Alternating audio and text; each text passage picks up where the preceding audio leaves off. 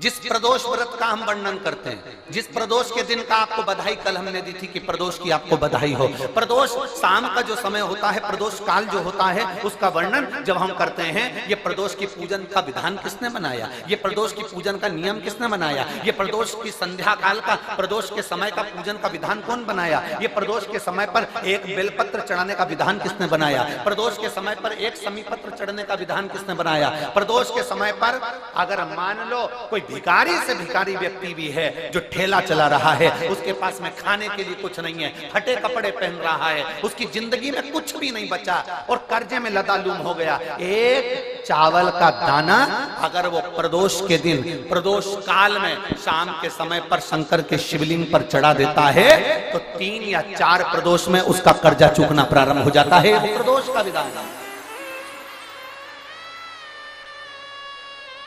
इतना ये प्रदोष का वर्णन करा किसने, इतना प्रदोष की महत्वता बताई किसने, कौन करे इतना वर्णन।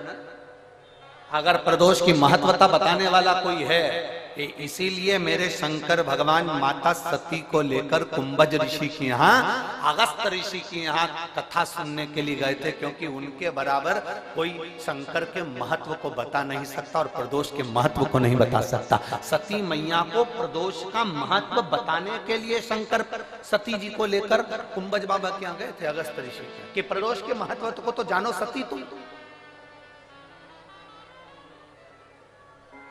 तुम प्रदोष के महत्व को तो सती जानो, तुम प्रदोष के महत्व को तो सती पहचानो कि प्रदोष का महत्व क्या होता है, प्रदोष काल का महत्व क्या होता है, प्रदोष के समय का महत्व क्या होता है। जिस समय पर सूरज डूब रहा हो, चंद्र प्रकाशित हो रहा हो, दोनों का मेल हो रहा हो, ना तो पूरा सूरज डूबा है, ना पूरा चंद्र आया है, ना पूरा अंधेरा है, ना पूरा उजाला है, उस समय को प्रदोष काल कहा गया, उस समय को प्रदोष का समय कहा, प्रदोष काल कहा। अब कई लोग हमसे कहते हैं गुरुजी आप हमको प्रदोष का समय बताया करो कि प्रदोष काल किसको कहते हैं, प्रदोष का समय किसको कहते हैं। अब एक बात हम आप सबसे कहना चाहते हैं, जितने लोग आस्था चैनल पर सुन रहे हैं, जितने फेसबुक यूट्यूब पर सुन रहे हैं और जितने रेवाड़ी की इस पवित्र धरा पर कथा को सुन रहे हैं, आप सबसे एक बात कहना चाहेंगे, अगर हम समय देखकर बताएं आपको कि शाम को 6 बजे, 6:30 बजे, 6:30 पे लेकर 7:30 के बीच में ये समय है, या 5:30 से लेकर 6:30 तक का ये समय है, या हम तुमको बोल दें कि इतनी बजे ये समय प्रदोष काल का रहेगा या इतनी बजे ये समय रहेगा, तो देखिए कभी कभी ठंड का समय आता है तो दिन जल्दी ढल जाता है, कभी कभी गर्मी का समय रहता है तो दिन बहुत लेट ढलता है। इसलिए समय की गणना से मत चलो, आप तो ये अंदाजा लगाकर रखो कि दिन ढल रहा हो, अंधेरा होना शुरू हो रहा, सूरज डूब रहा हो, चंद्र प्रकाशित हो रहा हो, अंधेरा अपना काम कर रहा है, सूरज ढलता जा रहा है, दिन कम होते चले जा रहा है और अंधेरा थोड़ा बढ़ते चले जा रहा है। इन दोनों का जो मिलन का समय हो, अब वो कितनी भी बजे, आप तो बस उसके मिलन का समय निकाल लो, वही समय प्रदोष काल कहलाता है, वही समय प्रदोष।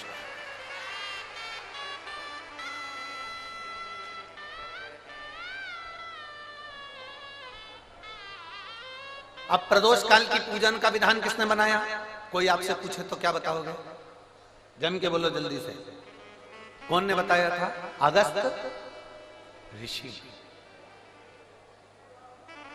सबसे पहले प्रदोष की पूजन कौन ने करी थी। अब कोई आपसे पूछे तो आपको उत्तर देना है। 12 ज्योतिर्लिंग में से एक ज्योतिर्लिंग है ओमकारेश्वर। कौन सा ज्योतिर्लिंग है, सब बोलो, ओमकारेश्वर। विंध्य नामक पर्वत पर वो ज्योतिर्लिंग विराजमान। एक बार देवऋषि नारद भ्रमण करते करते विंध्य पर्वत पर आ गए। अब नारद जी का तो काम तुमको सबको मालूम ही है ना। नारद जी का काम तो मालूम है ना सबको, क्या काम है उनका? दुनिया के लोग कहते हैं नारद जी का काम है चुगली करने का, पर शिव महापुराण की कथा कहती है नारद जी का काम चुगली करने का नहीं है। नारद जी का काम किसी व्यक्ति को अग्नि प्रज्वलित कर कर, किसी व्यक्ति में आग प्रज्वलित कर कर, किसी व्यक्ति के हृदय को जलाकर भगवान की भक्ति को प्रकट करने की सामर्थ्यता देवर्षि नारद। लोग कहते हैं नारद जी का काम चुगली करने का है, लोग कहते हैं नारद जी का काम निंदा करने का है। निंदा करने का नहीं, निंदा के माध्यम से भगवान की भक्ति प्रकट करना, किसी के अंदर इतनी जलन उत्पन्न कर देना कि वो तप करने बैठ जाए, किसी की इतनी बड़ाई कर देना कि वो भगवान की भक्ति से जुड़ जाए। ये देवर्षि नारद का काम। दुनिया के लोग, दुनिया के कथाकार कहते हैं कि देवर्षि नारद निंदक है, देवर्षि नारद चुगलखोर है, देवर्षि नारद निंदा करते हैं। ये दुनिया के लोगों ने एक पक्ष देखा, अगर दूसरा पक्ष देखते तो मालूम पड़ता कि देवर्षि नारद निंदक नहीं है। देवर्षि नारद जो देवर्षि नारद हैं वो चुगलखोर नहीं है। देवर्षि नारद अपनी वाणी से किसी के अंदर अग्नि उत्पन्न कर कर उसको इतना अंदर से जला देते हैं कि वो भगवान को प्राप्त करने के लिए फिर कुछ ना कुछ प्रयास कर ही लेता है। जब जब देवर्षि नारद ने निंदा करी, जब जब देवर्षि नारद ने चुगली करी, तब तब देवता को प्रकट होना पड़ा।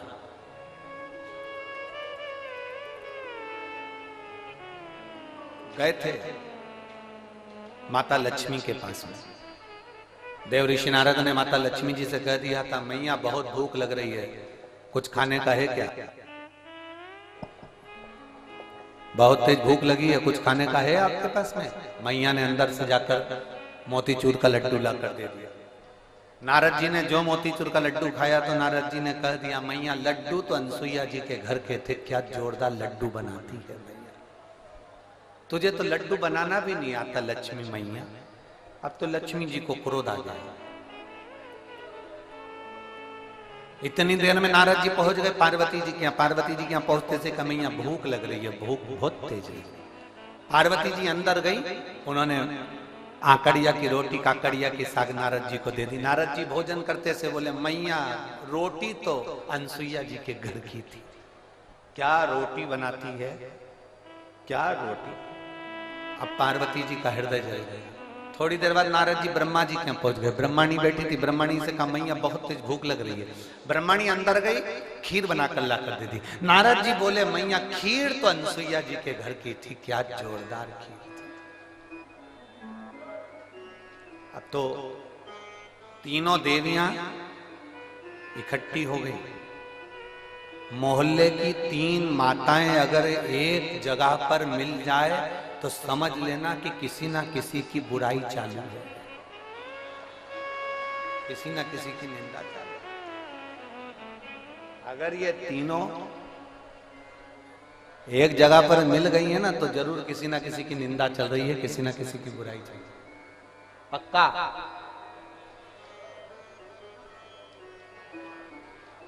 इकट्ठी हो गई। तीनों देवियों ने आपस में विचार करा कि अपन तो परेशान हो गए नारद जी के कारण, अनसुईया अनसुईया अनसुईया अनसुईया। ऐसा क्या अनसुईया में? अपने अपने पतियों को परीक्षा लेने भेज दो। ब्रह्मा विष्णु महेश तीनों परीक्षा लेने के लिए चले। और जैसे ही ब्रह्मा विष्णु महेश परीक्षा लेने के लिए चले, परीक्षा लेने के लिए जैसे ही चल दिए, इतने में तीनों दरवाजे पर पहुंचकर भिक्षा मांग रहे। माता भिक्षाम दे, माता भिक्षाम दे, माता भिक्षाम दे। अनसुईया जी बाहर निकल कर आई। और माता अनसुईया जब बाहर निकल कर आई और माता अनसुईया जी ने जो दर्शन किया, दर्शन करते से ही माता अनसुईया जी ने पूछा, आप देवताओं आपको क्या चाहिए? तो कि भिक्षा चाहिए। अनसुईया जी अंदर गई, पात्र में थोड़ी सी भिक्षा लेकर आई, अन्न का दान देने लगी। इतने देर में जब अन्न का दान देने लगी, तब उसी समय पर अनसुईया जी जब अन्न का दान दे रही थी, तब तीनों देवताओं ने खड़े होकर कह दिया, हमको भिक्षा ऐसे नहीं चाहिए,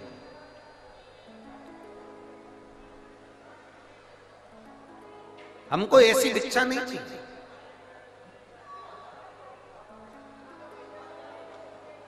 हमको ये भिक्षा नहीं, तो तुमको कैसी भिक्षा चाहिए? ब्रह्मा विष्णु महेश ने कहा, क्योंकि इनको देवियों ने कहा था कि जब भिक्षा मांगने जाना तो अनसुईया जी से कहना कि वस्त्र उतार कर भिक्षा देने के लिए, वस्त्र। अब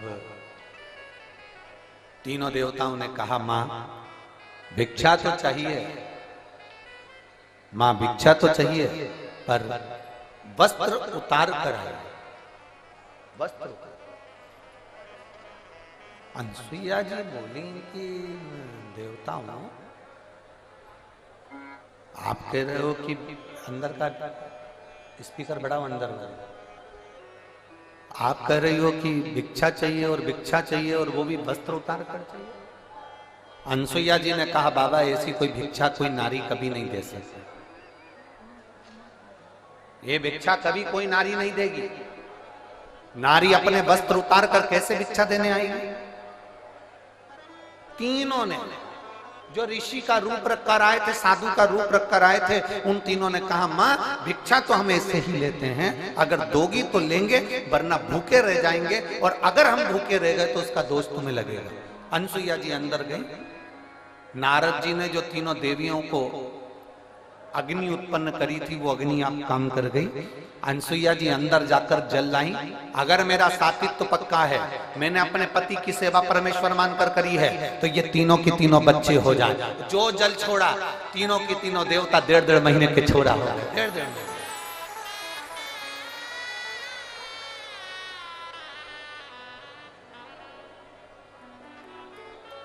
अंत ऋषि थे। अनसुईया जी ने विश्वकर्मा जी का ध्यान कर कर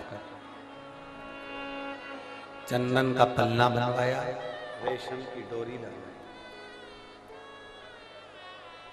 तीनों देवताओं को उसमें विराजमान कर दिया, तीनों देवताओं को उसमें विराजमान कर दिया।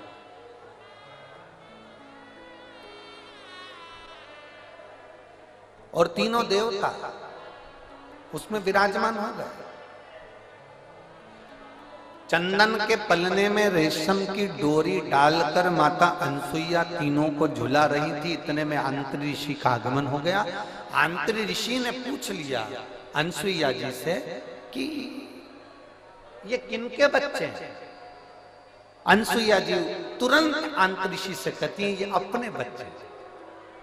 अंतरी ऋषि ने कहा, अभी मैं स्नान करने गया था, तब तो एक भी नहीं था, और आया तो 3-3।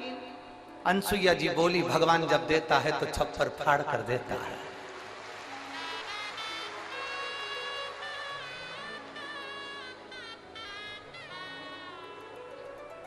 और माता अनसुईया ने डाल दिया पालना, बन कर के झूल रहे 3 देवता, झूल। अब नारद जी का काम देखिए। दुनिया के लोग कहते हैं नारद निंदा करते हैं, दुनिया के लोग कहते हैं नारद चुगली करते हैं। अगर नारद नहीं होते तो चंद्र प्रकट नहीं होते, अगर नारद नहीं होते तो दुर्वासा प्रकट नहीं होते, अगर नारद नहीं होते तो दत्तात्रेय भगवान प्रकट नहीं होते, अगर नारद नहीं होते।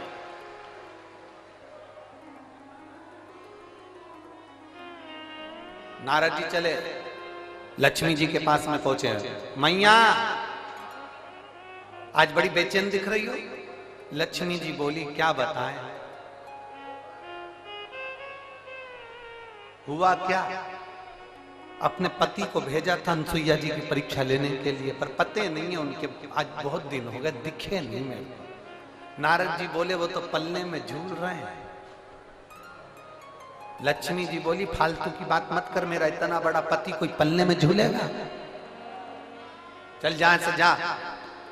नारद जी वहां से चले तो पार्वती जी के यहाँ पहुंच गए। पार्वती जी बहुत डिप्रेशन में थी, बहुत टेंशन था माता पार्वती जी।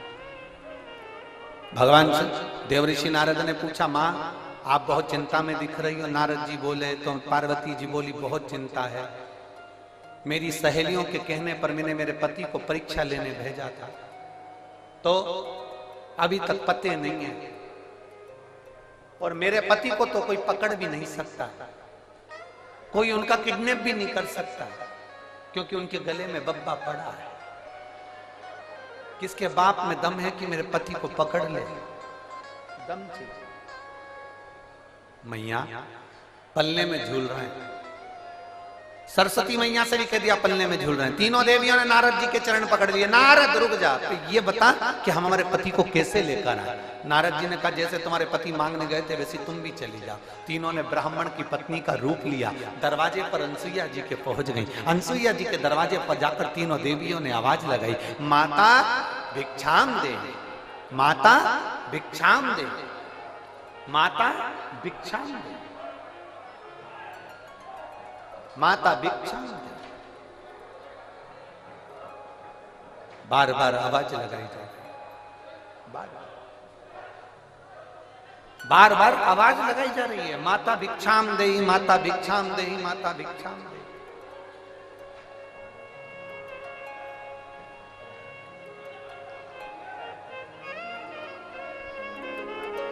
बार बार आवाज आई और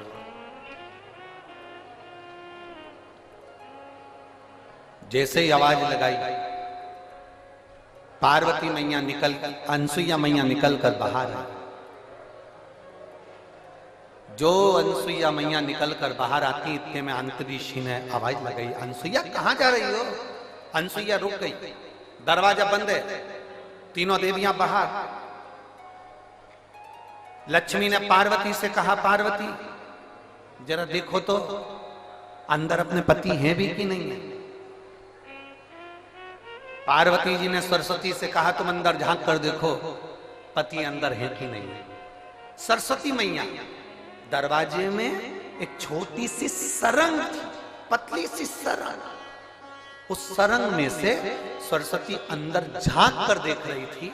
इतने में पीछे से देवऋषि नारद जी आकर बोले, मैया तुम दूसरे के घर में झांकी हो ना, आज से पृथ्वी पर जितनी माता है ना इनकी भी आदत बदल जाएगी। ये जब भी कपड़ा सुखाने ऊपर जाएगी तो पड़ोसी की छत जरूर ढाक के आएगी।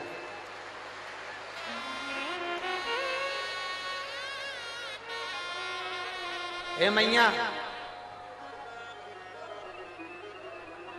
होली पे दिवाली पे अपने यहाँ पर पपड़िया बनी कि नहीं बनी, गुजिया बना कि नहीं बना, मठरी बनी कि नहीं बनी, चकली बनी कि नहीं बनी, अपने घर पर अचार डला कि नहीं डला, अपने घर पर कुछ काम हुआ कि नहीं हुआ, इनको कोई मतलब नहीं रहेगा। पड़ोसी क्या जरूर देखेगी तूने क्या बनाया, उससे जरूर। दिवाली पर अपने यहाँ रंगोली डली कि नहीं डली से मतलब नहीं है, पर पड़ोसी की यहाँ रंगोली जरूर देखेगी उसने कौन सी बनी। क्योंकि माँ आप झांकी हो, आप झांकी हो, इसलिए ये गुण आ जाएगा। जब सुना थोड़ी देर बाद माता अनसुईया जी ने दरवाजा खोला। जैसे दरवाजा खोला तीनों देवियां चरणों में पड़ गई। तीनों देवियां। अंतरिक्षी ने अनसुईया जी से पूछा, ये कौन है? अनसुईया जी बोली, ये अपनी बहुएं हैं। आंतरी ऋषि बोले, बेटे इतने इतने से बहु साथ साथ हाथ। इतने में तुरंत अनसुईया जी ने तीनों से कहा, तुम्हारे ससुर जी हैं, पांव पड़ो, पांव पड़ो जल्दी से। तीनों देवियों ने आंतरी ऋषि के चरण छुए। आंतरी ऋषि ने अनसुईया जी का हाथ पकड़ा और एक कोने में ले जाकर पूछा, अनसुईया पागल हो गई है? बेटे इतने इतने से और बहू लिया साथ साथ हाथ की, तुझमें अक्ल वकल नहीं है क्या? बिल्कुल भी। इतने से बच्चे की कोई शादी करते हैं जो इतनी बड़ी बड़ी बहुएं लेकर आ गई। इतने में अनसुईया जी बोली अपने पति से, स्वामी आजकल की बहुएं कमाता हुआ पति मिल जाता है, लेकर के अलग हो जाती हैं। हमने कैसे पाल पोस कर बड़ा करा हम जानती हैं, अब बड़ा करेगी तब मालूम पड़ेगा, ले जा।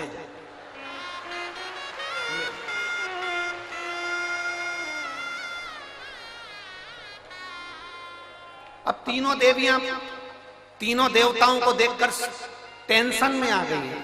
लक्ष्मी जी बोली मेरा कौन सा है, और पार्वती जी बोली मेरा कौन सा है, सरस्वती जी की मेरा कौन सा है। तीनों एक एक बच्चे को उठाती है, घुमा घुमा के देखती है।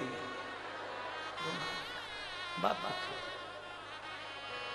हर माल 2 रुपया, जिसका जो अंश है उठा लो।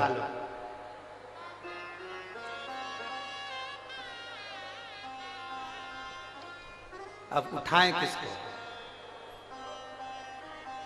लक्ष्मी जी सबसे पहले बोली कि देखो सबसे पहले मैं विद्वान भी हूं और चतुर भी हूं, और मैं अपने पति को छांट सकता हूं। जो ज्यादा विद्वान होता है, जो ज्यादा चतुर होता है, सब्जी के ठेले पे वही सड़ी हुई भिंडी लेके आता है।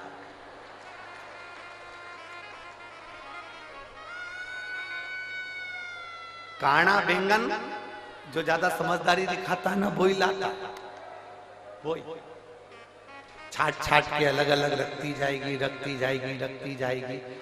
सब्जी वाला इससे ज्यादा चतुर होता है, उसने कर रख ले तू अलग, छाट छाट के रख। इसने जैसी अलग छाट के रखा, थैली में भरा, भरने के बाद थैली इधर बाजू में रख दी, और जो सड़ा हुआ था उसकी थैली उसके हाथ में टिका दी।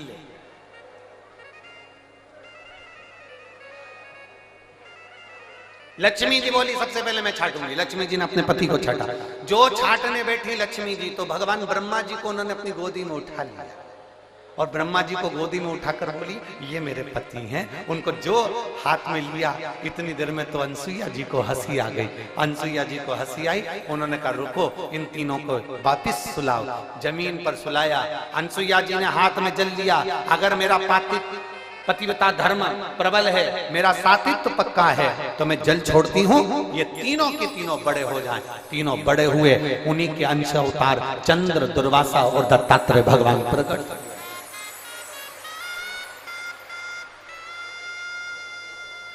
उन्हीं के अंश। और महाराज,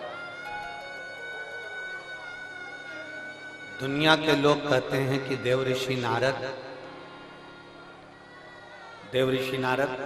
चुगली करते हैं, देव ऋषि नारद निंदा करते हैं, देव ऋषि नारद बुराई करते हैं। नहीं, देव ऋषि नारद देवता को प्रकट करने के लिए, भक्ति को प्रकट करने का कार्य करते हैं, और वो देव ऋषि नारद ने किया।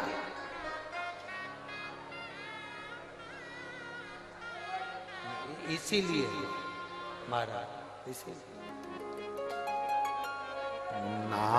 नारायण श्रीमन नारायण, नारायण श्रीमन नारायण, नारायण श्रीमन नारायण, नारायण श्रीमन नारायण,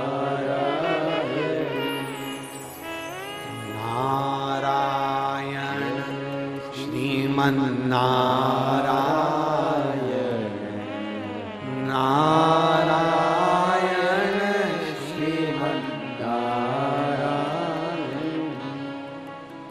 लक्ष्मी नारायण सत्यनारायण, नारायण हरि नारायण, लक्ष्मी नारायण सत्यनारायण, नारायण हरि नारायण, बोलो नारायण श्रीमन नारायण, नारायण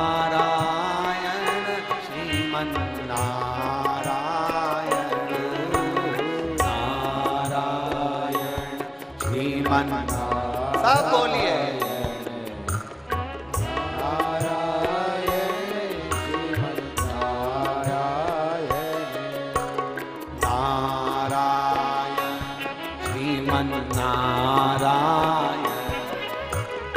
नारायण श्रीमन नारायण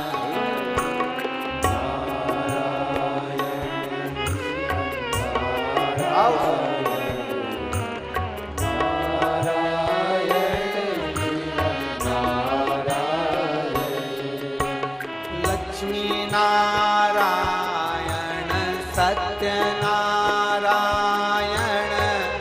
नारायण हरि नारायण लक्ष्मी नारायण सत्यनारायण नारायण हरि नारायण ओ लक्ष्मी नारायण सत्यनारायण नारायण हरि नारायण लक्ष्मी नारायण सत्यनारायण नारायण हरि नारायण श्रीमन नारायण श्रीमन नारायण नारायण श्रीमन नारायण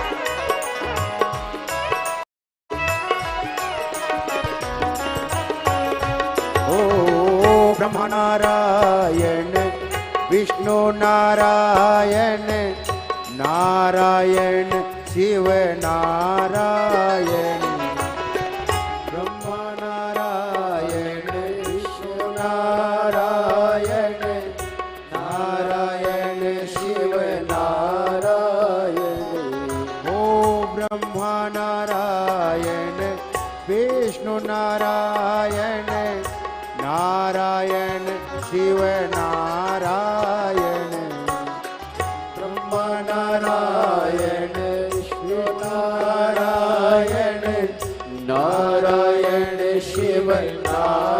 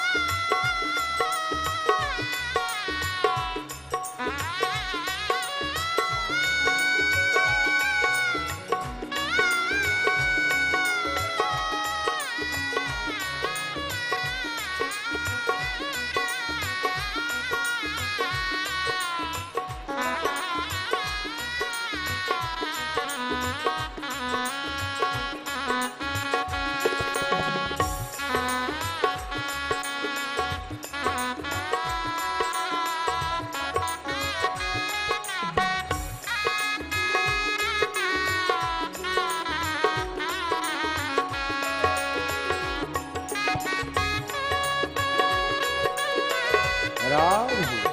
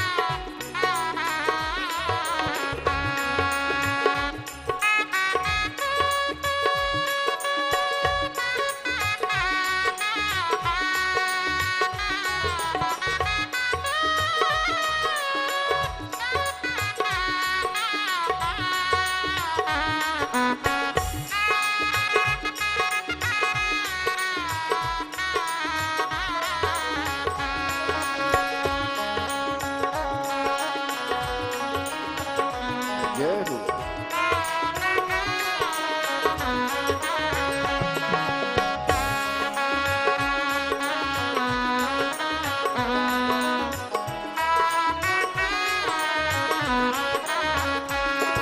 ओ माता नारायण पिता नारायण नारायण गुरु नारायण माता नारायण पिता नारायण नारायण गुरु नारायण ओ माता नारायण पिता नारायण नारायण गुरु नारायण माता नारायण पिता नारायण नारायण गुरु नारायण नारायण श्रीमन नारायण नारायण श्रीमन नारायण नारायण श्रीमन नारायण नारायण श्रीमन नारायण नारायण श्रीमन नारायण नारायण श्रीमन नारायण श्रीमन्नारायण नारायण श्रीमन्नारायण नारायण श्रीमन नारायण नारायण श्रीमन नारायण बोलो नारायण श्रीमन्नारायण नारायण श्रीमन्नारायण नारायण श्रीमन नारायण नारायण श्रीमन नारायण बोलो नारायण श्रीमन्नारायण तो नारायण श्रीमन्नारायण नारायण श्रीमन नारायण नारायण श्रीमन नारायण नारायण श्रीमन नारायण नारायण श्रीमन नारायण नारायण श्रीमन्नारायण ओ नारायण श्रीमन नारायण महादेव अपने स्थान पर बैठकर भगवान देवदेव महादेव से दिल से प्रार्थना भाव से बाबा देवदेव महादेव से विनय करें, निवेदन करें, प्रार्थना करें। जहां जगह मिले वहां बैठकर भगवान शिव से अपने मन की बात है। आज कथा का विराम दिवस है। दिल से बाबा से कहकर जाए। 19 तारीख से 25 तारीख तक जो ये पवित्र शिव महापुराण की कथा चल रही है, आज वो विराम की ओर जाएगी।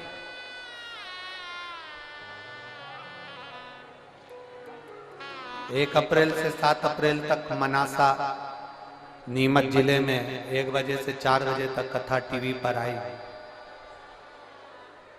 उस कथा का नाम है बेलपत्र शिव महापुराण की कथा। एक एक बेलपत्र का महत्व उस कथा में अपन जानेंगे और उस कथा में अपन समझेंगे कि बेलपत्र की महत्वता क्या है।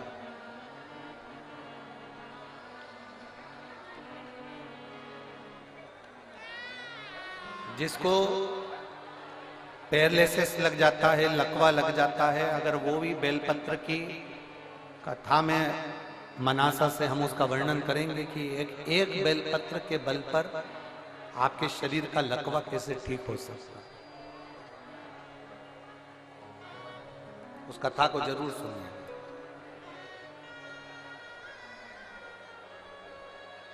दिल से सब प्रार्थना करें, भाव से बैठकर। जिनको श्री शिवाय नमस्तुभ्यम आता है वो उच्च स्वर में यहाँ तक आपकी आवाज पहुंचे, इस भाव से बोले।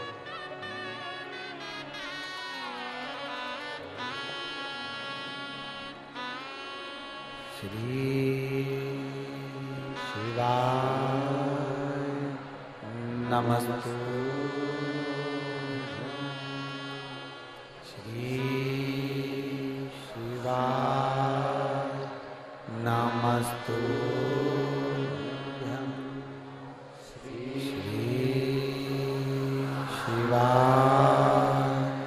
नमस्तु, श्री शिवाय नमस्तु, श्री शिवाय नमस्तु,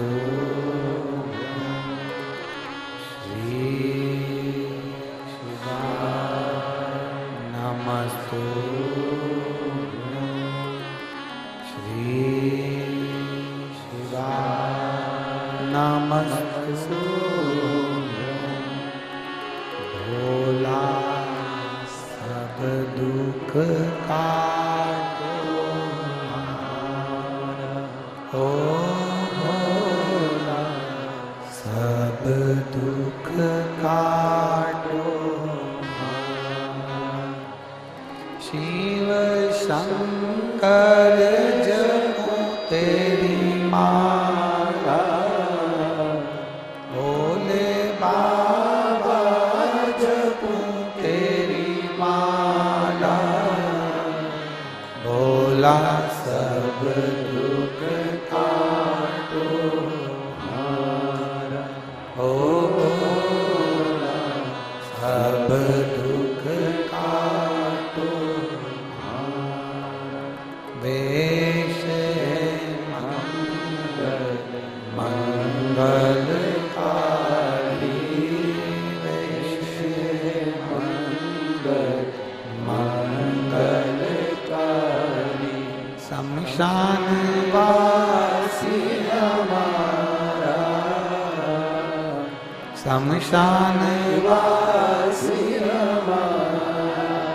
ओ भोला सब दुख काटो हमारा, ओ भोला सब दुख काटो हमारा। शिव कथा कह रही है, भगवान शंकर का संवाद कर रहा है। शिव महापुराण की कथा कर रही है। देवऋषि नारद विंध्य पर्वत के पास में जाकर कहते हैं, विंध्य तुझ में और सुमेरु पर्वत में बहुत अंतर है। विंध्य तू इतना विशाल नहीं है जितना सुमेरु पर्वत विशाल है। अब विंध्य पर्वत को तो क्रोध आ गया। जब विंध्य पर्वत को क्रोध आया तो विंध्य पर्वत ने विचार करा कि अब कुछ भी हो जाए, मुझे इतना ऊंचा बनना है, इतना ऊंचा बनना है कि देवता तक मेरा पर्वत की श्रृंखला पहुंच जाए। अब मुझे इतना ऊंचा जाना है, अब मुझे इतना ऊंचा पहुंचना। विंध्य ने अपना विस्तार करे। सुमेरु पर्वत से भी ऊंचा विंध्य पर्वत पहुंच गए।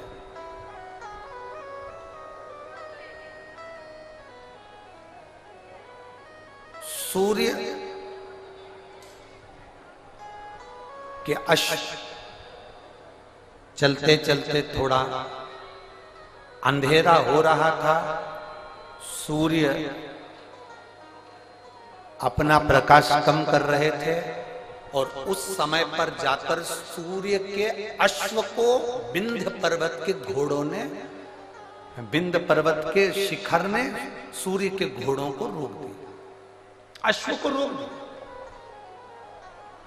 बहुत सावधानी से सुनना, ये कथा अभी तक हमारे मुखाग्रविंद पर कभी नहीं आई, परंतु ये प्रदोष की सबसे पहली पूजन, प्रदोष काल में सबसे पहली पूजन प्रदोष की कौन ने करी थी और कब करी गई थी, वो कथा चल रही। यदि कोई आपसे पूछेगा तो आप भी बता सकते हो कि हमने ये कथा ऐसे ऐसे प्रदोष की श्रवण करी।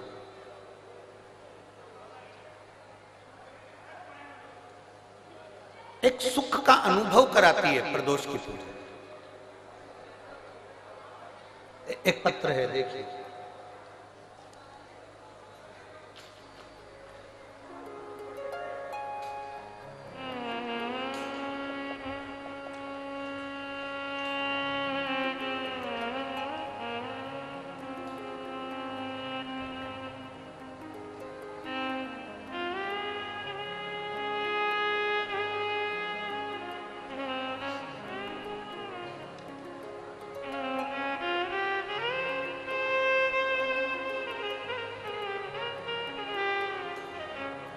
मेरा नाम अंशु, मैं अंशु हूं। मैं गाजियाबाद उत्तर प्रदेश की रहने वाली हूं। कहीं बैठी हो तो हाथ हिला सकती हूं। मेरा नाम अंशु है, आशु है। मैं गाजियाबाद उत्तर प्रदेश की रहने वाली हूं।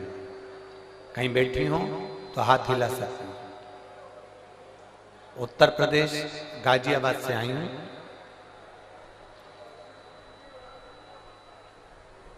गुरुदेव, मेरी छोटी बेटी के जन्म के बाद मेरी छाती से दूध बहना बंद नहीं हुआ। जब मेरी छोटी बेटी का जन्म हुआ, जन्म होने के बाद से मेरी छाती से दूध बहता रहा। ऐसा कोई डॉक्टर नहीं जिसका हमने इलाज नहीं करवाया, पर वो दूध बहना बंद नहीं हो रहा था, लगातार दूध बहता ही जा रहा था। अब 1 महीना, 2 महीना, 4 महीना, 6 महीना, 8 महीना, 10 महीना इंतजार करा, पर दूध बहना बंद ही नहीं हुआ। तब हमने दिल्ली के एम्स हॉस्पिटल में जांच कराई और जांच में मालूम पड़ा कि मेरी छाती में कैंसर हो गया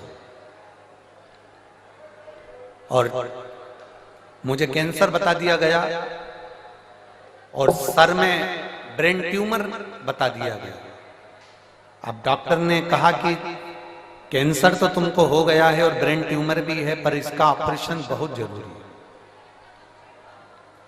16 मार्च 2024 ऑपरेशन की तारीख दी गई। आज कौन सी मार्च चल रही है? जम के बोलिए। 23 मार्च 2024। 16 मार्च 2024 ऑपरेशन की तारीख दी गई और जैसे ही हमको 1 महीने बाद की जो तारीख दी गई, हम जब फरवरी में उनको दिखाए तो उन्होंने हमको 16 मार्च 2024 की तारीख दी और 1 महीना हमको दिया गया कि ये ब्रेन ट्यूमर का और कैंसर का ऑपरेशन सर्जरी आपको कराना है। हम दिल्ली के एम्स हॉस्पिटल से वापिस आ गए, घर गए। घर पर जाकर हमारे परिवार वालों ने कहा अपन हॉस्पिटल में तो दिखा कर आ गए, अब एक काम करते हैं कि अपन सब लोग मिलकर सीहोर चलते हैं और कुबरेश्वर बाबा की वहां कंकर शंकर की पूजन करेंगे, वहां से अपन मांगकर रुद्राक्ष ले आएंगे। गुरुदेव, उस समय पर रुद्राक्ष मिल रहा था। केवल रुद्राक्ष वितरण बंद होने में 2 दिन रह गए थे, तभी हम सीहोर पहुंच गए और वहां से हमने कंकर शंकर की पूजन कर कर वहां से रुद्राक्ष ले लिया। रुद्राक्ष लेकर हम घर आ गए। 20 दिन लगातार उस रुद्राक्ष को पानी में गलाया, शिवजी को चढ़ाया और उस पानी को पीना प्रारंभ करा। एक बेलपत्री शंकर जी को चढ़ी हुई खाना प्रारंभ किया। शंकर जी के मंदिर में झाड़ू पोछा लगाना प्रारंभ किया। दूसरी बार हम एम्स के हॉस्पिटल में 16 मार्च के दिन ऑपरेशन के लिए हम दिल्ली पहुंच गए। हम दिल्ली जब 16 मार्च के दिन ऑपरेशन के लिए गए, हमारी वापस जांचें प्रारंभ हुई और जांच प्रारंभ होते से हमने बाबा से बस प्रार्थना करी थी, बाबा अगर मेरी रिपोर्ट नील आ जाएगी ना, मेरा ऑपरेशन नहीं होगा ना, तो जहां भी तेरी कथा होगी मैं वहां पहुंच जाऊंगी। बाबा की ऐसी कृपा हुई गुरुदेव। हम एम्स हॉस्पिटल में पहुंचे 16 मार्च के दिन। एम्स हॉस्पिटल में हमें ऑपरेशन की तारीख दी गई और हम जांच कराने के लिए जैसे ही अंदर गए, डॉक्टर ने हमारी रिपोर्ट देखकर आश्चर्य में पड़ गया कि तुम्हारा कैंसर तुम्हारे शरीर में नहीं है और तुम्हारा कैंसर समाप्त हो चुका है। मैं बाबा को नमन करने के लिए यहाँ पर आई हूँ। मेरे बाबा ने मुझे बचा लिया और मेरे शरीर में कैंसर नहीं निकला। जिस डॉक्टर ने मुझे कैंसर बताया था उसी ने बाद में मना कर दिया। मैं बाबा को धन्यवाद देने। कहीं बैठी हैं क्या? अगर कहीं बैठी हो, आशु नाम है इनका, गाजियाबाद उत्तर प्रदेश की रहने वाली हैं, जिनका मोबाइल नंबर ये है। शिव तत्व। एक पत्र और है।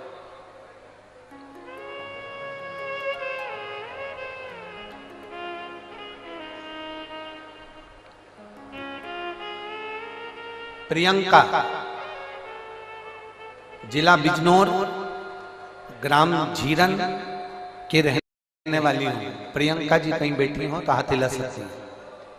प्रियंका, मेरा नाम प्रियंका है, मैं जिला बिजनौर, ग्राम झीरन की रहने वाली हूं। कहीं बैठी हो तो हाथ हिलाइए। आप ही हैं? श्री शिवाय नमस्ते। मेरा पुत्र यथार्थ, जिसकी उम्र 7.5 वर्ष का है, आया हुआ है क्या बेटा? आया? लिया लिया लिया।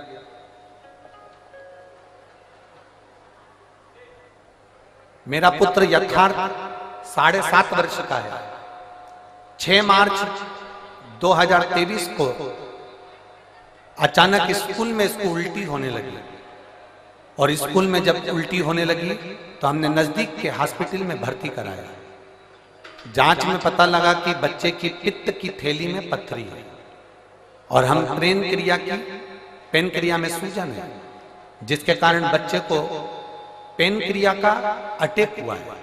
यह देखते हुए हमने डॉक्टर को बच्चे को देहरादून हायर सेंटर के लिए रेफर कर दिया। जब देहरादून के हायर सेंटर में हम बच्चे को लेकर पहुंचे, 15 दिन इलाज करने के बाद छुट्टी करके घर भेज दिया। तब 7 दिन के बाद बच्चे को सीधे पांव में, सीधी टांग में बहुत भयंकर दर्द उठा। जब सीधी टांग में दर्द उठा, हम बच्चे को लेकर देहरादून उसी अस्पताल में पहुंचे। दोबारा जांच करने पर पता चला कि बच्चे को ब्लड कैंसर हो गया है। एक्यूट ल्यूकेमिया ब्लड कैंसर नामक एक बीमारी से ग्रसित हो गया। गुरुजी, जब यह सुनकर हम बहुत दुखी हो गए, तब डॉक्टर ने सलाह दी कि हमारे यहाँ पर बीमारी के डॉक्टर उपलब्ध नहीं है।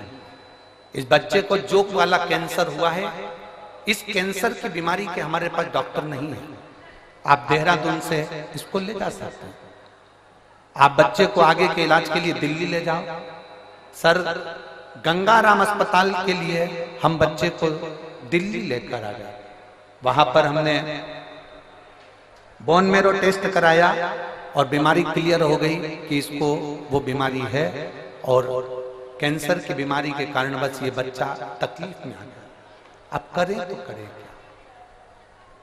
डॉक्टर ने कहा दवाई देकर देखते हैं, अगर ठीक हो जाए, थोड़ा बहुत अंतर आ जाए तो ठीक है, नहीं तो ये बीमारी, इसको जो कैंसर हुआ है इसका इलाज सरल नहीं है। बच्चे की स्थिति में सुधार होना बहुत कठिन हो गया। जब बच्चे की स्थिति में सुधार नहीं आया तब हमने पशुपतिनाथ का व्रत करना प्रारंभ करा, और पशुपतिनाथ का व्रत करते करते ही बच्चे को ना जाने कितनी समस्याएं सामने आकर खड़ी हो गई। कहीं उसका बीपी गड़बड़ हो रहा है, कहीं उसका दिमागी दौरा पड़ने लगा, शुगर का लेवल गड़बड़ हो गया, उसको डेंगू हो गया। पशुपति व्रत तो चल ही रहे थे गुरुजी, और उसके साथ में बच्चे को ये तकलीफें और बढ़ गई। अब करे तो करे क्या? इतने घबरा गए। हमने सोचा था कि बच्चे को पशुपति व्रत करेंगे तो थोड़ा सा रोग समाप्त होगा, पर इसको तो बीपी भी हो गया, दिमागी दौरा भी गड़बड़ हो गया, शुगर का लेवल भी गड़बड़ हो गया, डेंगू भी हो गया, और इसको बार बार हॉस्पिटल में भर्ती कराना पड़ रहा था। पर हिम्मत नहीं हारी गुरुदेव। आप कहते हो ना, बाबा कुछ ना कुछ अच्छा जरूर करेगा और बाबा जरूर सुनेगा। हमने फिर वापिस पशुपति व्रत करा, और व्रत करते करते हम सीहोर चले गए, और सीहोर जाकर कुबेरेश्वर धाम का रुद्राक्ष लेकर आए, और वहां से कंकर शंकर की पूजन कर कर एक कंकर को उठा लाए। हम रुद्राक्ष गलाकर शंकर जी पर जल चढ़ा देते, बेलपत्री बच्चे को खिला देते।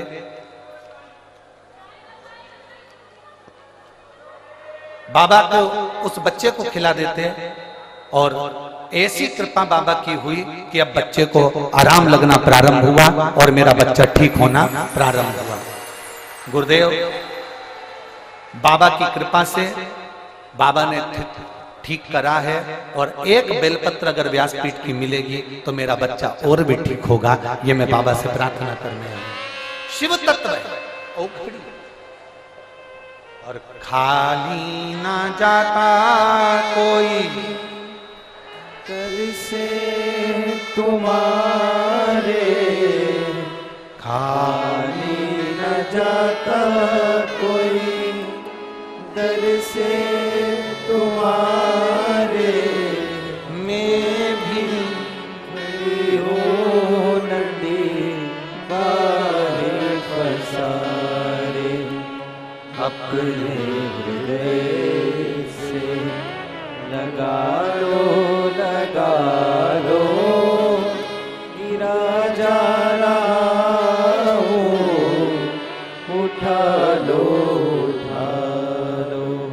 भोले अपने दर से अब तो ना डालो, गिरा जा रहा हूँ, उठा लो।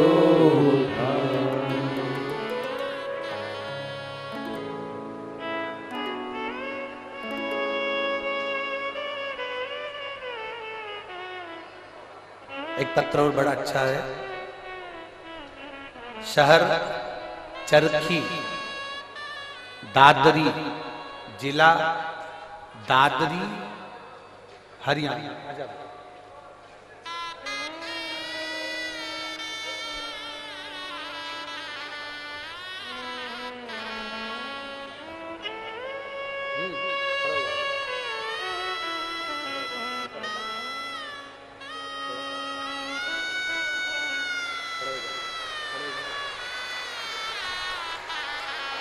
ठीक है, शंभू बोलो श्री शिवाय, श्री शिवाय नमस्ते।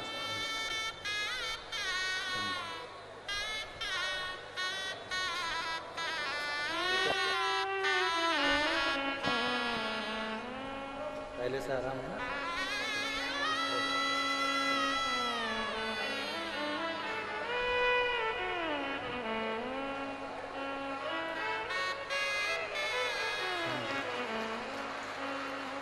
शहर चरखी, दादरी, जिला दादरी, हरियाणा। नाम ओमपति। फोन नंबर मेरा ये है। कहीं बैठी हो तो हाथ हिला सकते हैं, कहीं बैठे हो तो हाथ हिला सकते हैं। आप ही ने लिखा है, एक बार हाथ हिला दो। श्री शिवाय नमस्ते। शहर चरखी, दादरी, जिला दादरी, हरियाणा। ओमपति। फोन नंबर ये है। मेरे भाई के लिए गुरुदेव मैं वर्णन करना चाहती हूँ। शिव बाबा का क्या वर्णन करूं। मेरे भाई को 2023 से कैंसर हो गया है। उसका इलाज जिंदल हॉस्पिटल हिसार में चल रहा है। नाक में कैंसर हुआ, नाक का ऑपरेशन करवाया, फिर गले में कैंसर हो गया। गले में कैंसर हुआ।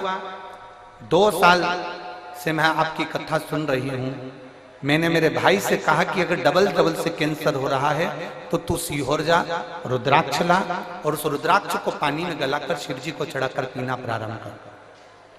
मैं मेरे भाई की तरफ से यहां पर दंडवत करने के लिए, प्रणाम करने के लिए आई हूं, कथा सुनने के लिए आई हूं। हम लोग रुद्राक्ष लेने के लिए सीहोर चले गए और वहां से रुद्राक्ष लेकर आए। जब रुद्राक्ष लेकर आए, भाई की एक रिपोर्ट, एक ऑपरेशन और डॉक्टर ने बोल दिया था वो कराना था, जो कि 12 मार्च 2024 को वो ऑपरेशन होना था। हमने बाबा से प्रार्थना करी, अगर बाबा आप संभाल लोगे तो मैं कथा सुनने के लिए पंडाल में जाऊंगी। मेरे भाई की जब दूसरी रिपोर्ट हमने जब जिंदल हॉस्पिटल में दिखाया तो 12 मार्च के दिन रिपोर्ट में आया कि इसकी सारी रिपोर्ट नील है और ये बालक अब ठीक हो गया है, इसका कैंसर समाप्ति का। एक बार हाथ हिला दो बहन, बधाई आपको। इसके लिए एक बेलपत्र ले जाओ, आ जाओ आ जाओ, एक बेलपत्र इसके लिए ले जाओ। शिव है वो घड़ी है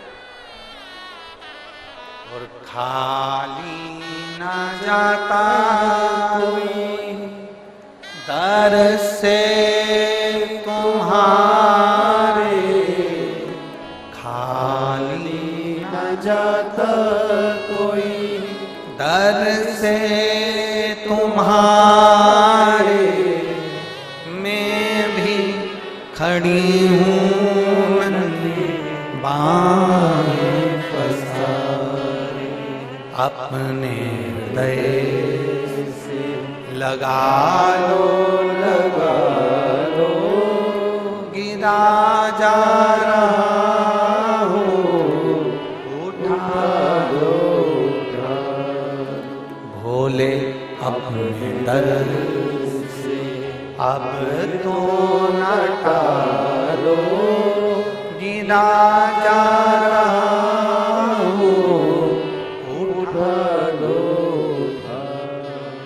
एक शिव भक्ति को जगाइए।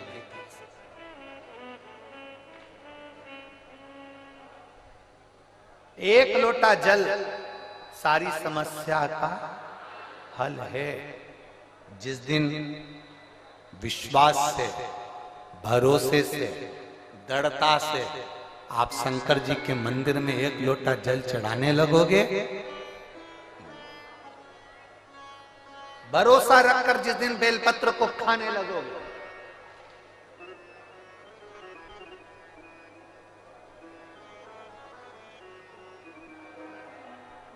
जिस दिन बेलपत्र को खाने लगोगे, भरोसा रखकर जिस दिन भगवान शंकर की भक्ति में तुम डूबने लगोगे, उस दिन तुम्हारी जिंदगी की सारी बीमारी, सारा दुख, सारी तकलीफ मेरे काल अधिपति महाकाल राजा की। तुम्हारे जीवन का सारा दुख वो काल अधिपति महाकाल मेरे कुबेर भंडारी, मेरे कुबेरेश्वर महादेव का हो।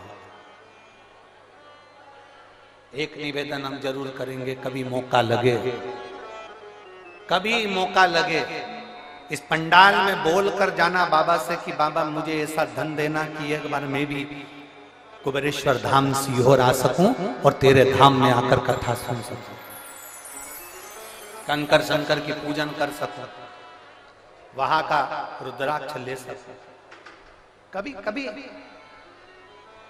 और जरूरी नहीं है कि वहां का रुद्राक्ष केवल बीमारी के लिए काम आता है ना, कभी जिंदगी में कुबेरेश्वर धाम जाना और रुद्राक्ष मांग कर लेकर आना।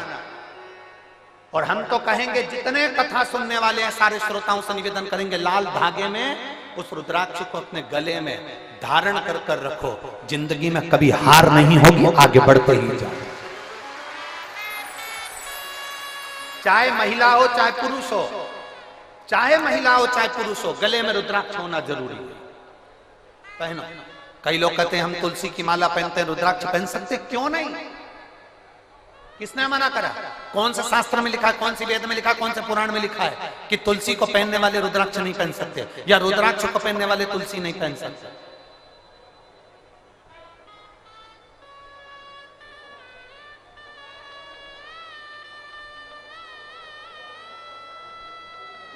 तुलसी यदि नरक से छुड़ाकर वैकुंठ भेज सकती है, तो रुद्राक्ष रोग से मुक्त कराकर तुम्हें अपने हॉस्पिटल से घर भेज सकता है। एक रुद्राक्ष, और वो रुद्राक्ष नहीं है, वो मेरा शंभु है, वो मेरा शंकर, मेरा ओघड़ी, मेरा त्रिकालदर्शी, मेरा कैलाशी, मेरा विनाशी।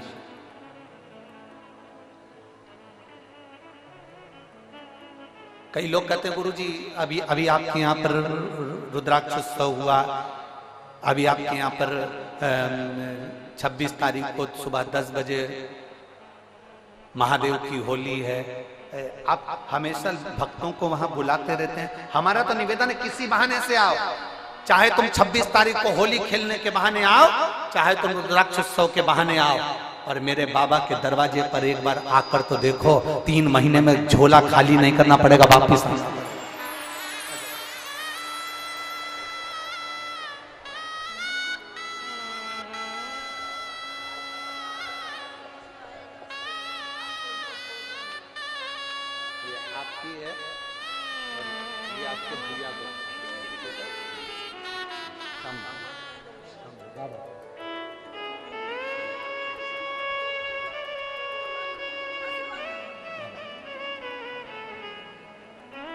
एक बार आप किसी भी बहाने से पर कुबेर भंडारी के दरवाजे पर आओ। अगस्त बाबा तो काशी में निवास कर रहे हैं, देवऋषि नारद ने लगा दिया, विंध्याचल पर्वत ने अपनी आकृति बढ़ाई, सुमेरु से ऊंचा होने के लिए सूर्य नारायण भगवान का रथ रुक गया, दिन ढल रहा था, अंधेरा हो रहा था, उसी समय पर सूर्य के रथ रुक गया। समझ में नहीं आ रहा सूर्य देवता को करूं क्या। वो प्रदोष काल था, वो प्रदोष का समय था, वो प्रदोष की घड़ी थी, वो प्रदोष का पल था, जिस समय पर सूर्य ढल रहा था और रात्रि हो रही थी। दोनों का मिलन होते समय अश्व रुक गए। विंध्य पर्वत ने सूर्य के अश्वों को रोक दिया, आगे नहीं बढ़ पा रहे थे। सूर्य करे क्या? तब सूर्य देवता ने एक बच्चे का रूप रख लिया।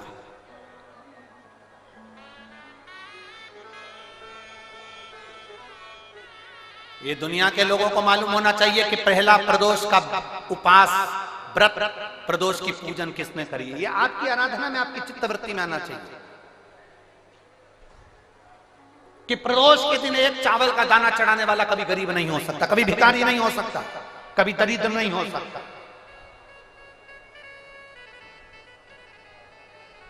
जब तक मालूम नहीं होना तब तक आप भटको, और जिस दिन तुम्हारा विश्वास शिव महापुराण पर हो जाए ना, जिस दिन तुम्हारा विश्वास शंकर जी की कथा पर हो जाए, और इतनी लाखों की संख्या में आप लोग आए हो, लाखों की संख्या में आप लोग आए हो, और करोड़ों की संख्या में लोग टीवी पर कथा सुन रहे हैं, करोड़ों की संख्या में, देश और विदेश में। एक निवेदन करूंगा, पूरे जितने चैनल वाले कथा सुन रहे हैं और जितने यहां कथा सुन रहे हैं, अगर शंकर की कथा पर विश्वास है ना, बाबा की कथा पर अगर भरोसा है, एक लोटा जल और एक बेलपत्री पर भरोसा है, प्रदोष काल में लगाए गए घी के दिए पर भरोसा है, बेलपत्री के वृक्ष के नीचे लगाए गए दिए पर भरोसा है, एक चावल के दाने पर अगर भरोसा है ना, तो ये विश्वास के साथ कहता हूं 6 महीना 8 महीना साल 2 साल में आपके पास में बाबा इतना भंडार भर देगा कि आप भी शिव महापुराण के यजमान बनोगे। आप भी ये शिव पुराण का हम सुनील जी को धन्यवाद दे रहे थे कल भी कि सुनील जी कह रहे थे गुरु जी ऐसा आशीर्वाद दे दो कि हर साल 2 साल में कथा करवाते रहे। हमने सुनील जी से कहा, सुनील जी शंकर भगवान की कथा का सबसे बड़ा एक फल है और एक नियम है कि जो इस कथा को करवा लेता है ना, वो लाइन लगाकर फिर खड़ा हो जाता है कि एक कथा हमें वापस मिले। ये नियम है इस कथा का। भटिंडा पंजाब में अमरजीत सिंह जी ने कथा करवाई, वो 2 बार खबर कर चुके कि वापस कथा दो हमारे पंजाब के लिए। अभी कथा कर आए सिरसा तारा बाबा की कुटिया में, वहां कांडा परिवार ने कथा करवाई, उन्होंने फिर आकर कह दिया कथा दीजिए। सुनील जी हम आपको भी कहते हैं, आप तो अभी बोल रहे हो कि कथा दीजिए, पर बाबा की कृपा, ये नियम है कथा का। जो एक बार जजमान बन जाता है मेरा बाबा, उसको इतना देना चालू करता है। और केवल जजमान से मतलब नहीं है, जो दिल से पंडाल में बैठकर दिल से सुन ले, 5 दिन की हो 7 दिन की हो, आसन लगाया वहीं पर सो रहा है, वहीं बैठ रहा है, वहीं खा रहा है। दुनिया के संत बाहर तप करते हैं, तुम यहाँ बैठकर शौचालय के लिए भी जाना है ना तो 50 बार विचार करते हो, जाऊंगी ना तो अंदर कैसे आऊंगी, वॉशरूम जाऊंगी तो कैसे आऊंगी। पानी ज्यादा नहीं पीते हो क्योंकि मेरे को वॉशरूम जाना पड़ेगा, ज्यादा खाते नहीं हो कि मुझे शौचालय के लिए जाना पड़ेगा। बार बार तुम अपनी इंद्रियों को कंट्रोल में रखते हो। जो एक संत, साधु, सन्यासी, तपस्वी, साधक, उपासक, कुंभ के मेले के जो संत पर्वतों पर बैठकर जो संत साधना करते हैं, वो साधना शिव महापुराण के पंडाल में बैठकर मेरी माता और मेरे भाई करते हैं। आप इतना भोजन नहीं करते कि आपको बार बार शौचालय के लिए जाना पड़े, आप इतना पानी नहीं पीते कि आपको बार बार वॉशरूम के लिए जाना पड़े। आप अपने शरीर को, अपनी इंद्रियों को केंद्रित कर कर रखते हो, क्योंकि जाऊंगी ना इतना बाहर निकल कर जाऊंगी तो वापिस आने में टाइम लगेगा, मैं कथा छूट जाएगी, जगह कोई ले जाएगा। अपनी इंद्रियों को कंट्रोल में कर रहा। इतना तो कोई साधु नहीं कर सकता, इतना तो कोई संत नहीं कर सकता, इतना तो कोई सन्यासी नहीं कर सकता।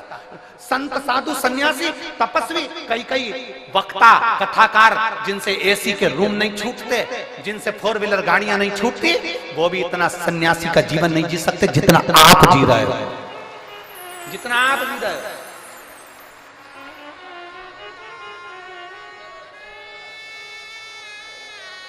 एक संत का भाव है आपका। गर्मी लग रही है, टेंट हिल रहा है, हवा चल रही है, टेंट उखड़ रहा है, पाइप गिर रहे हैं, कहीं कुछ प्रॉब्लम चल रही है, और उस बीच में तुम्हारा विश्वास, 5 दिन के लिए रेवाड़ी आई हूं, मेरे बाबा के भरोसे आई हूं, मेरा बाबा तेरे दरवाजे पर मैं आई हूं ना मेरे कुबेर भंडारी, तो मेरे दरवाजे पर तू भी आएगा, ये मेरा विश्वास लेकर आए,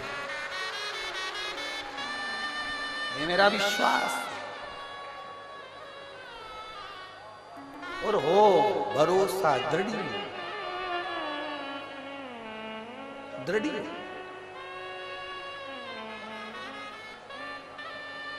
वो कहते हैं ना, तुझसे मिलने के लिए तेरी कसम, ये मेरे बाबा से मिलने का ये केंद्र बिंदु है शिव पुराण की कथा। ओम मेरे भोले तेरा सहारा है, मेरे भोले तेरा सहारा है, मेरी नैया का तू किनारा है, मेरी नैया का तू किनारा। तुम्हारे नजदीक में जब कथा हो चले जाना उसकी चौखट पर, 5 दिन 7 दिन पड़े रहे उसके दरवाजे पर, तारने वाला हो, और फिर कहेंगे खाली नहीं जाओ, खाली नहीं, खाली जा ही नहीं सकता। अगर खाली गए होते तो ये इतने सारे पत्थरों का ढेर नहीं लगता जो अंदर भरे पड़े। एक पत्र है, देखिए,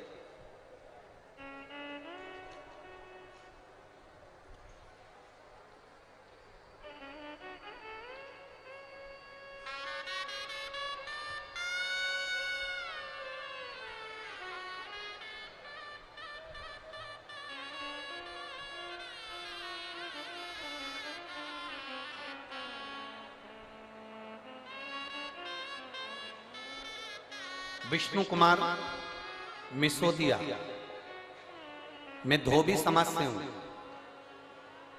पत्नी पिंकी देवी, नीम का थाना, राजस्थान से आया।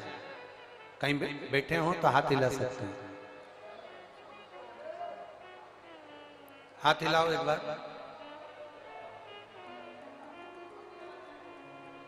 कहीं बैठे हो तो हाथ हिला सकते हैं। दिख गए? ऐसा हाथ हिला तो दिख जाओ। हाँ ठीक है, दिख गया, दिख गया, ठीक है। वो वाले पंडाल में, हाँ दिख गए, ठीक है।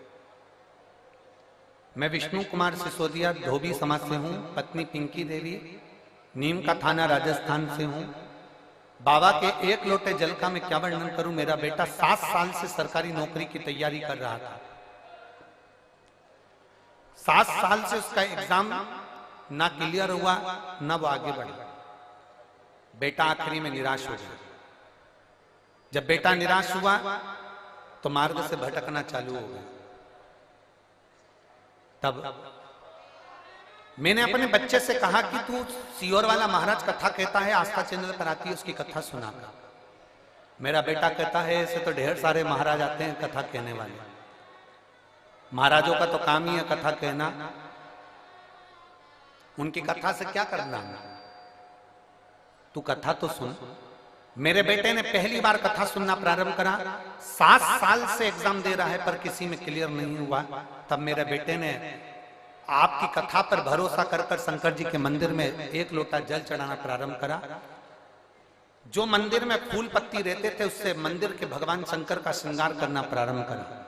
आज मैं बाबा को धन्यवाद देने के लिए आई हूं। जिस बेटे का विश्वास कभी देवता के प्रति नहीं था, आज आपको इतना मानता है क्योंकि उसका दिल्ली पुलिस में उसका सिलेक्शन हो गया और बाबा की कृपा से उसका ज्वाइनिंग लेटर आ गया।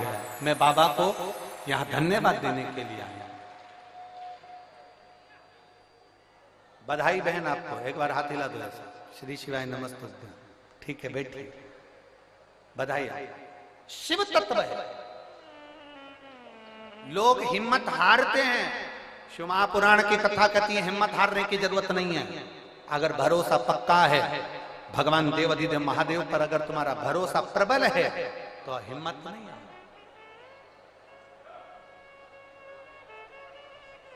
क्यों हिम्मत?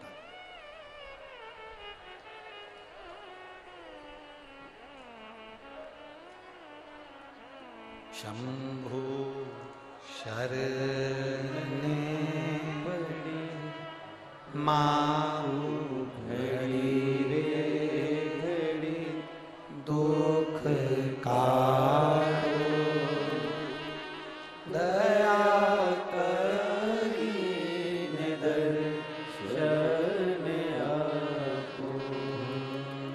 शंभु शरण पड़ी मांगो घड़ी रे घड़ी दुख काटो दया करी दर्शन आपो। शिव तत्व की प्राप्ति हो। एक बार भगवान शंकर की अविरल भक्ति को धारण कर कर देते। ढोंग से दूर हो जाओ, प्रपंच से दूर हो जाओ, छल से दूर हो जाओ, बेईमानी से दूर हो जाओ, प्रपंच से दूर हो जाओ।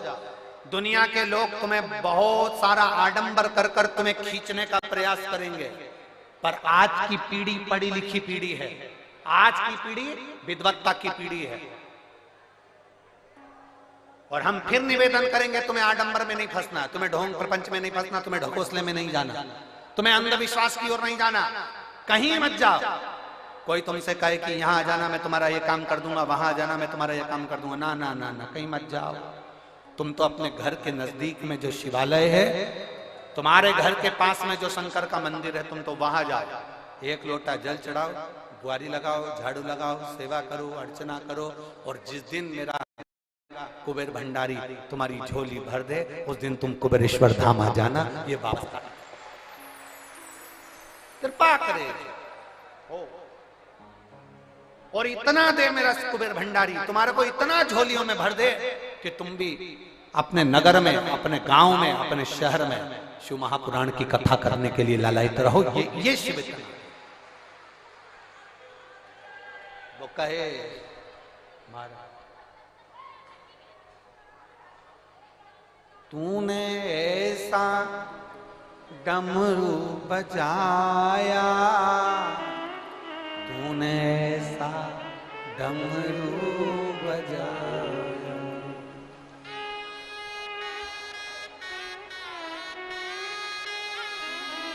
तूने ऐसा डमरू बजाया, मेरा मन हर लिया ओ भोलेनाथ, मेरा मन हर लिया ओ भोलेनाथ, दिल तुझको दिया ओ भोलेनाथ, दिल तुझको दिया ओ भोलेनाथ, मेरे ओ भोलेनाथ, ओ भोलेनाथ, मेरे ओ भोलेनाथ,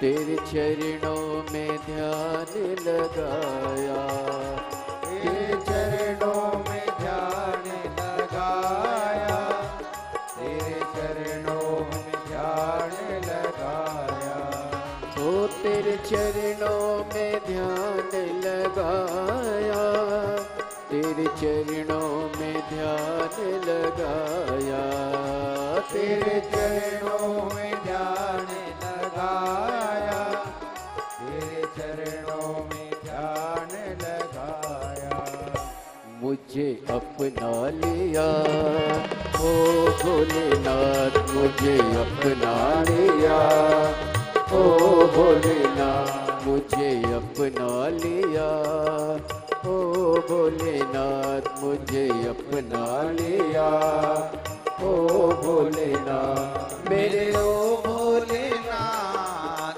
ओ भोलेनाथ मेरे ओ भोलेनाथ ओ भोलेनाथ मेरे ओ भोलेनाथ ओ भोलेनाथ मेरे ओ भोलेनाथ ओ भोलेनाथ दिल तुझको दिया ओ भोलेनाथ दिल तुझको दिया ओ भोलेनाथ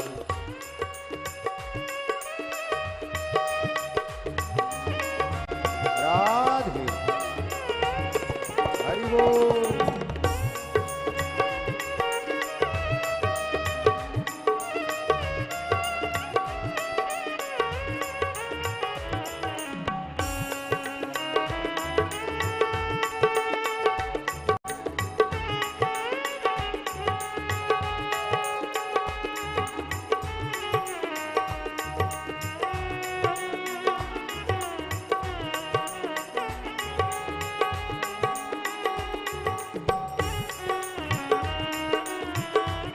राधे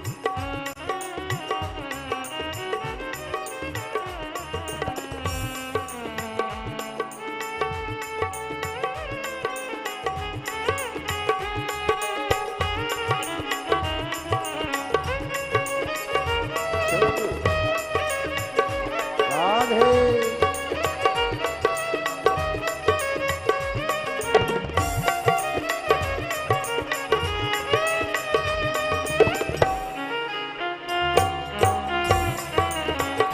जय हो राधे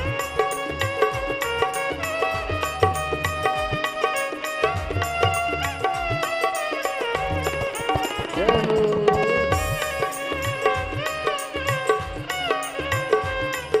जय हो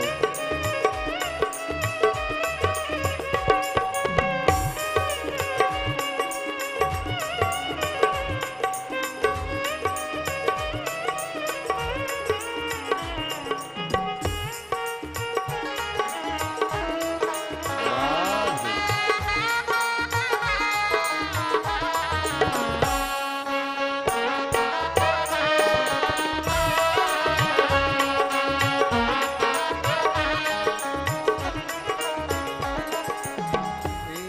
थी गंगा किनारे मैं तो बैठी थी गंगा किनारे मैं तो बैठी थी गंगा किनारे मैं तो बैठी थी गंगा किनारे मैं तो बैठी थी गंगा किनारे मैं तो बैठी थी गंगा किनारे मैं तो बैठी थी गंगा किनारे मैं तो बैठी थी गंगा किनारे आके दर्शन दिया ओ भोलेनाथ आके दर्शन दिया ओ भोलेनाथ दिल तुझको दिया ओ भोलेनाथ दिल तुझको दिया ओ भोलेनाथ मेरे ओ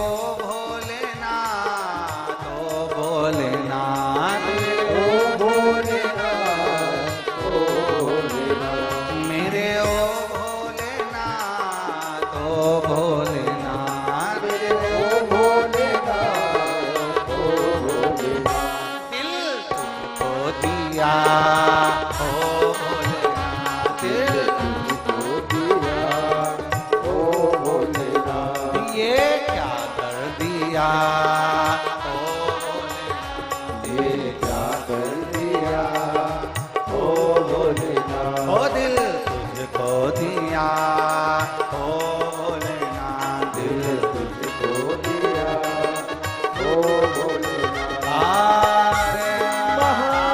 महादेव अपने स्थान पर बैठकर भगवान देवाधिदेव महादेव से अपने दिल की बात बड़े भाव के साथ आनंद के साथ में कहिए, दिल से प्रार्थना करिए बाबा से।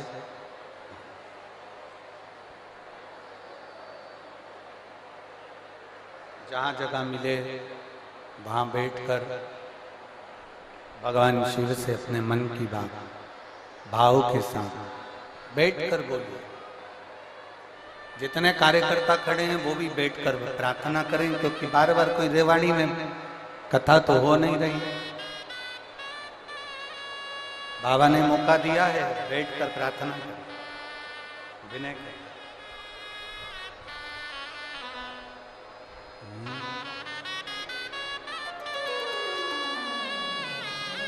दिल से निवेदन करें, दिल से प्रार्थना, बाबा से दिल से भाव से बाबा से प्रार्थना।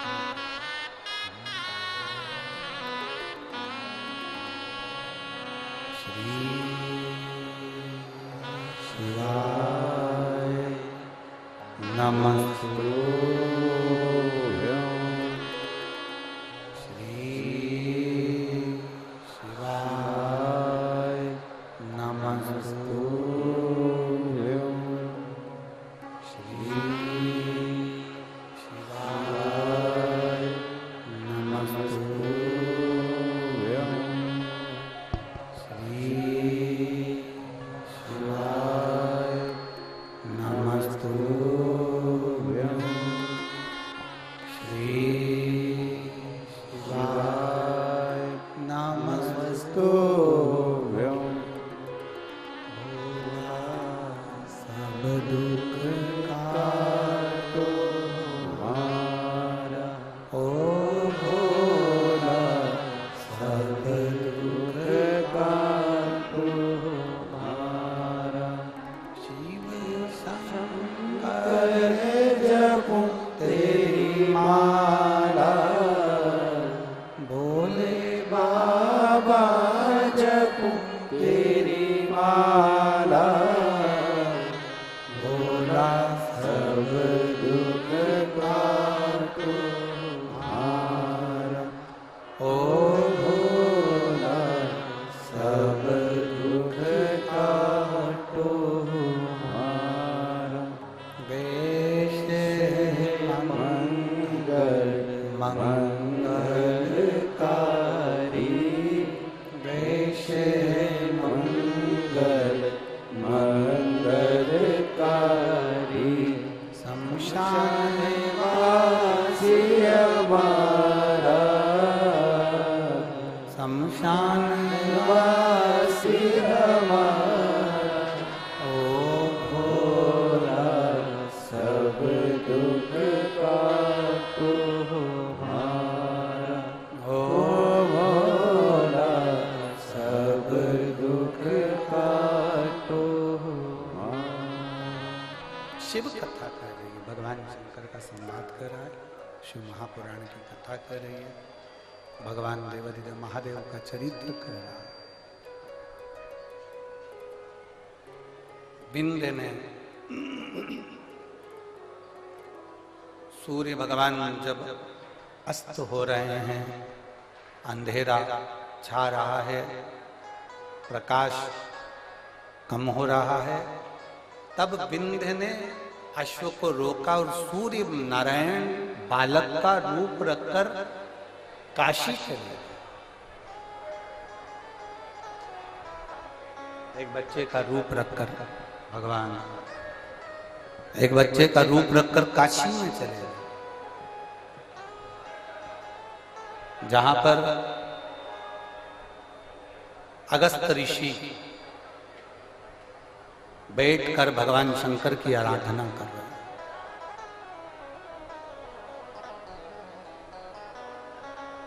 जिस जगह पर अगस्त ऋषि बैठकर भगवान शंकर की आराधना कर रहे हैं, अगस्त ऋषि ने भगवान शिव का शिवलिंग का निर्माण किया। भगवान शंकर के शिवलिंग का निर्माण अगस्त ऋषि करते हैं। वहीं पर पहुंच जाते हैं सूर्य नारायण भगवान, निवेदन करते हैं, प्रार्थना विनती, आप कृपा करिए। अगस्त बामा ने पूछा कि तुम कौन हो? भास्कर देव सूर्य नारायण बच्चे का रूप रखे हुए थे, तो वो अपने असली स्वरूप में प्रकट होकर कहते हैं मैं सूर्य नारायण।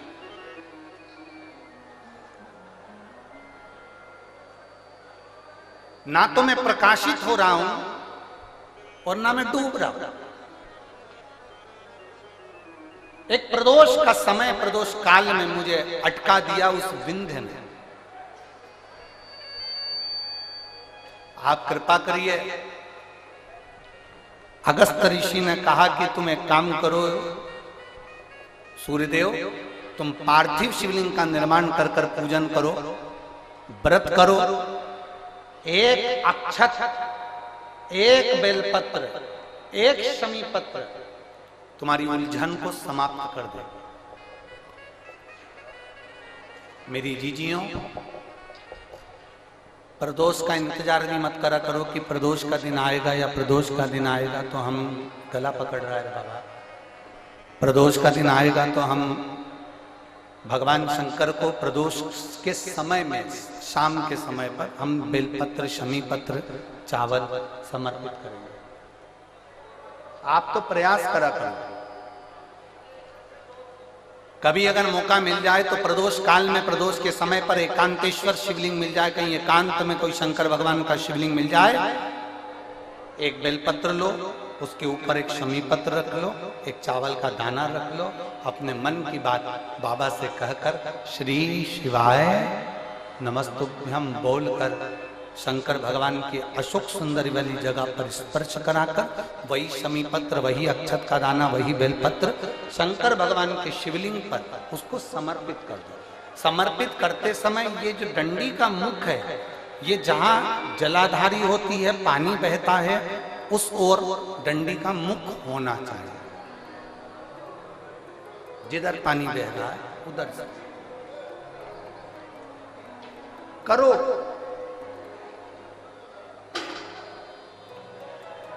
प्रदोष काल में करी गई आराधना, प्रदोष काल में किया गया भजन, केवल प्रदोष के दिन ही नहीं, प्रदोष काल में कभी भी शंकर को याद करो। वैसे तो शंकर भगवान को याद करने के लिए कोई समय निश्चित नहीं किया गया कि इस समय शिव जी को याद करना। मौत का और महाकाल का आने का समय कभी निश्चित नहीं होता। मौत आने का समय भी निश्चित नहीं होता, कब व्यक्ति की मृत्यु हो जाए, कब प्राण छूट जाए, कब बीपी शुगर कभी गड़बड़ हो जाए, कब किसको कौन सा रोग हो जाए, कब किसी को अटैक आ जाए, कोई समय का भरोसा नहीं है। मौत का जैसे समय नहीं होता, उसी तरह महाकाल के भजन का, शंकर भगवान के गुणगान का, शिव जी की भक्ति का कोई समय नहीं है। तुम जब पुकारो, मेरा देव अधिदेव महादेव तुम्हारे सामने खड़ा है। तुम जब पुकारो, बोल बम का नारा है, बाबा एक सहाय, सारी समस्या का हल एक लोटा जल। तुम जब उसको पुकारोगे तब वो तुम्हारे सामने आकर खड़ा। सूर्य नारायण ने पुकारा, सूर्य नारायण ने पुकारा। अब सूर्य नारायण तो पुकारने में लग गए, बोलने में लग गए। अगस्त ऋषि ने जाकर विंध्य पर्वत से कहा कि तुम अपनी आकृति को छोटा करिए, देवताओं को कष्ट हो रहा है। तब विंध्य पर्वत ने अपनी आकृति छोटी करी। सूर्य देवता भगवान शंकर का साधुवाद करे। शंकर भगवान ने आकर सूर्य नारायण को दर्शन दिया। भगवान देवाधिदेव महादेव ने कहा, सुनो भास्कर देव, सूर्यदेव, तुमने मेरी आराधना प्रदोष के समय पर अपने अश्वों को रोककर मेरी आराधना करी है। भास्कर देव, सूर्यदेव, संसार का कोई मनुष्य प्रदोष के दिन, प्रदोष काल में जब मुझे पुकारेगा, केवल मेरे नाम का उच्चारण कर कर मुझे पुकारेगा, शंकर भगवान कहते हैं उसी क्षण मैं उसके नजदीक में पहुंच जाऊं। उसी क्षण अकाल मृत्यु वो मरे जो काम करे चंडाल का, काल उसका क्या बिगाड़े जो भक्त हो महाकाल का। जो शंकर की आराधना करने वाला है, शिव की उपासना करने वाला है, शंकर का गुणगान करने वाला है, शिव की स्तुति करने वाला है, उसका बाल बांका नहीं होता। 12 ज्योतिर्लिंग का चरित्र श्रवण कराते हुए तुमरुका जी चंचुला देवी से कहते हैं, चंचुला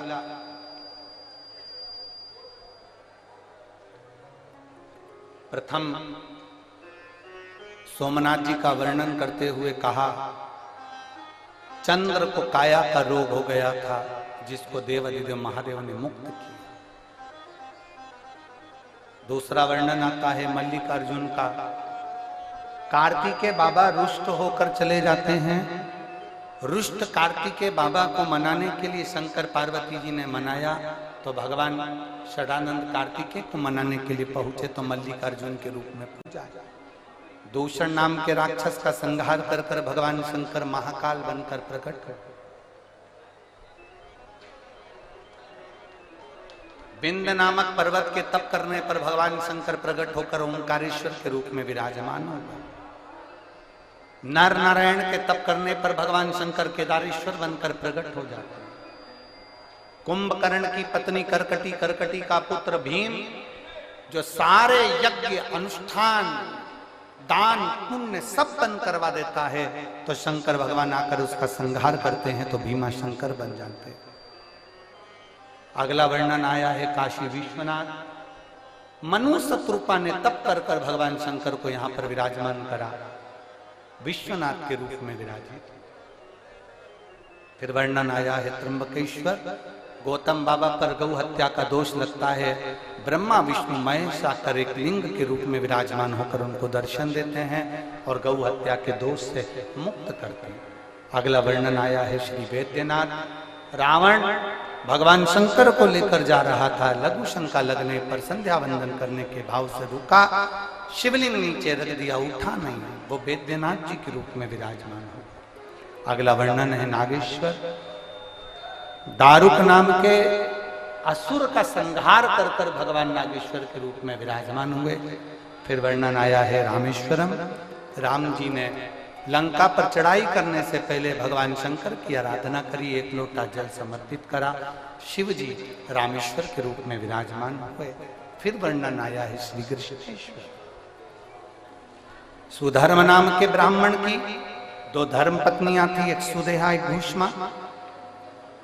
सुदेहा की यहां संतान नहीं हुई, घूष्मा की यहां औलाद थी। सुधर्म ने घूष्मा से कहा कि तुम्हारे गर्भ से अगर औलाद हो गई है तो ये औलाद तुम सुदेहा को दे दो, तुम्हें दूसरी औलाद हो जाए। सुदेहा को संतान दे दी। सुदेहा ने संतान को पाल पोस कर बड़ा करा, उसका विवाह कर दिया। उसका विवाह होने के बाद बहू आ गई। बहू को मालूम पड़ा कि मेरी असली सास तो घूष्मा है। सुदेहा को पूछना बंद कर दिया। सुदेहा को क्रोध आ गया, अपने बेटे के तलवार से टुकड़े कर कर कपड़े में बांध कर तालाब में फेंक दिया। घूष्मा ने 1 महीना हो गया था अपने बेटे को नहीं देखा, 1 हफ्ता हो गया बेटे को नहीं देखा, अपने बच्चे का दर्शन नहीं कर पाई।